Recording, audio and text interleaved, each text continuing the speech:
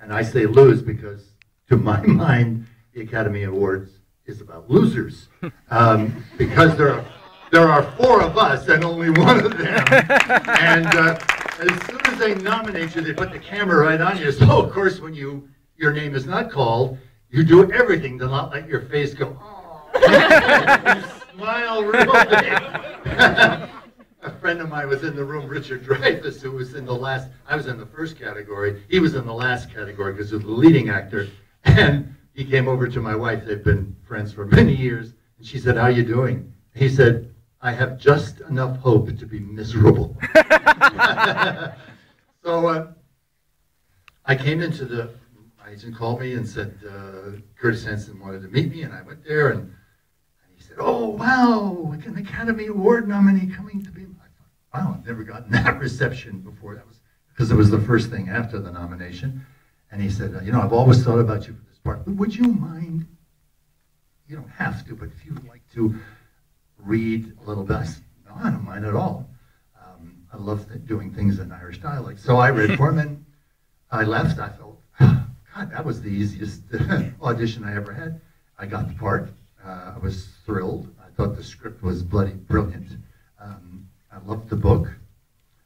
So I did a lot of work. I did my work, as I do on an actor, and I got to rehearsal. I met Russell Crowe the first day. Russell grunted at me. He looked so angry already, and I think he was working on it. And I went in and I started to talk to Curtis about what I wanted to do with Dudley Smith, and all I got from Curtis was no. No explanation for the no, just no. Well, can I do this? No. Can I do that? No. No. Oh, I'm so frustrated. And our rehearsal went on, and you know, I did different scenes, and it was always no. And I went to my teacher. I said, "What do I do?" He said, "Take him to lunch." I don't know that I did take him to lunch, but I talked. But nothing changed the way Curtis was doing it. And then the scene came where Kevin Spacey arrives, and to do his scene, and he won the Academy Award, the one I should have won. And he has his brand new Mercedes-Benz, and he's got an assistant and a little cell phone. And I thought, well, that's what happens when you get an Academy Award. So he sits down, and we're reading the scene, and there's a line in the scene. I'm supposed to shoot him, and I say, "Have you a benediction, boyo?" And he says, "Rollo Tomasi," but it's been rewritten, "Rollo Tomasi, he knows, and you're fucked." So Kevin says to Curtis, "Curtis, you know, the line is much better, just Rollo Tomasi. He knows and you're fucked." I mean, I've heard that line, and the audience is way past that anyway. Oh. Now we'll see. We got the real Academy Award winner here. What's he going to do with that guy? Curtis gets up out of his chair, walks around behind Kevin, so Kevin cannot now see him, and says, "Kevin, I want you to say the line the way it was written." Kevin says, "Hey, it's your picture. I'll do whatever you say. It's just, in my opinion, I think it's better just Rollo Tomasi." So we go through rehearsal. We go down to what's called the table read, which is just before you shoot to sort of get everybody together. The line is still written, "Rollo Tomasi, he knows, and you're fucked." I said to Kevin, "What are you going to do?" He said, "Well, I'm not going to say it." He said, "I've been in this business 40 years. I've never had a director say no to me. You either say, you say, we'll shoot it both ways. Let's shoot it your way. It's only one take. Doesn't take any time. There's no skin off anybody's back." So I go through the whole shooting of the film. I'm getting no. I'm getting more. Everything I tried. Oh, I tried being, there's a trick that actors do. They pretend to be stupid. So that when Curtis came to me and said, "Jamie, I want to cut a big hunk out of this. It was a wonderful scene with Russell, and I had a great speech." He said, "I want to cut that." I said, "Oh, gosh, Curtis, I learned the whole scene. I don't think I can." And he looked at me like, "How stupid are you? I can cut it out in post. Once it's shot, it's going to come out anyway, you doofus." So I did it. So nothing worked. I get to the scene where I'm supposed to shoot Kevin. I have arrived. It's my house. I wanted a cat because I thought that was no cat. I say a line. I have a line to him when he tells me that he has found all the clues that lead just up to finding out that I'm the bad guy. And I say, what's this all about, boyo? And I did it with a slight, what's this all about, boyo? Boyo was mine, by the way, not the writer's. And with a smile. Curtis comes, Jamie, no smile. Okay. So I go to fix the coffee pot. I put the coffee down in front of Kevin. I turn around. When I come back, I have the gun. I shoot him in the heart. Like this. And I go over to him. I say, have you a benediction, boyo? And Kevin, sitting in the chair, goes, Rollo Tomasi. Oh. Oh, wow. This is going to be something. Sure enough, down the hall comes Curtis. Stands there and says, Kevin, I want you to say the line the way it was written. I watched Kevin. Kevin just went, So I get the coffee, put it down, turn around, get the gun, shoot him. Have you a benediction, boyo? Rollo Tomasi. And he dies again.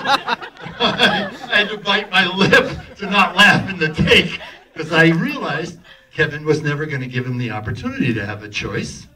They couldn't bloody well fire him because he'd shot too much and he had the rest of the picture to finish. So that was basically giving Curtis the finger. I thought, aha, now I know how to do it. Unfortunately, I waited to the last scene, which was at night up on a hill in Los Angeles that has a lot of oil derricks, and there's a big shootout, gunfight. And I have wounded and, to my mind, killed Russell's character, and I have wounded Guy Pearce. And Guy Pearce looks at me and says, Rollo Tomasi, and my line was, who is he? But I knew that my character had done his due diligence and that there was no Rollo Tomasi, that it had been made up. And so I changed the line to brilliant writing. What about him? Guy Pearce said to me, "You're going to say that?" I said, "Yeah." He said, it's great, do it," because he was having the same problem. So we rehearse it. I go outside. There are the cars parked, you know, the police cars and everything, and all the crew, while Dante Spinotti, wonderful cinematographer, is lighting it. Sure enough, up comes Curtis. "Jamie, I want you to say the line the way it was written." Well, I went ballistic. I kicked dirt on him. I punched the car. I called him every foul name that I could think of. I questioned his talent as a writer and director, everything. And he just stood there with his arms crossed, sort of looking at me. Like, "Hey, you schmuck, it's the last night. What are you going to do? Walk off the picture? You'll never work again in your life." So, of course, I had to eat it and say the line the way it was written. When I saw the picture, I realized two things. One, that my change of line didn't make any difference, that the audience was way past my line.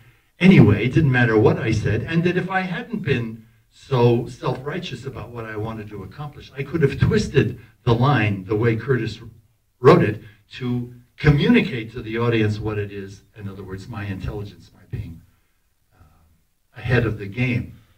And I also realized, looking at the final picture, that the reason Curtis had said no all the time was he's not and he knew this, which is very good for a director. He knew he was not an actor's director and that he didn't have the vocabulary to communicate with actors in acting terms, and that he had to keep control on some very large personalities who were not very well known.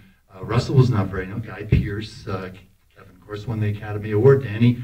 And that the best way to do that was to create an atmosphere of tension on the set involving all of us men, and that was a way to get the performance. For instance, when Guy Pearce had his big scene when he confronts the killers, the black men who have been accused wrongly of having shot these people in this cafe.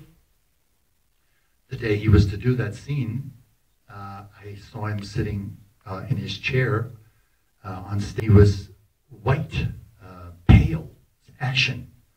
I said, "What's the matter?" He said, "You won't believe this." He said, "Curtis called me up last night and said that I wasn't good enough to be in this picture." that I couldn't cut it. I said, well, what the hell would he say that for? Well, what it did was it galvanized Guy to a ferocity in that scene that I don't think Curtis would have been able to communicate to him in any way on the spot. Now, the thing with me was, of course, I had to get to the gag, which was shooting Kevin Spacey, which everybody in the audience, when they saw the film, went, ah, because it was unexpected. And Curtis wanted to get my character to that point without tipping the hand. But instead of saying to me as an actor, no, Jamie, don't smile or don't have cats or don't, because I don't want, you didn't do that. So I didn't, as a participant, as a collaborator, I didn't get a chance to do that. I think I would have been capable of it. But I must say that the proof of the pudding is in the eating. And L.A. Confidential, as Richard Dreyfuss said to me, that's a movie that you can eat out on for a long time. So that's my story about L.A. Confidential. Thank you very much.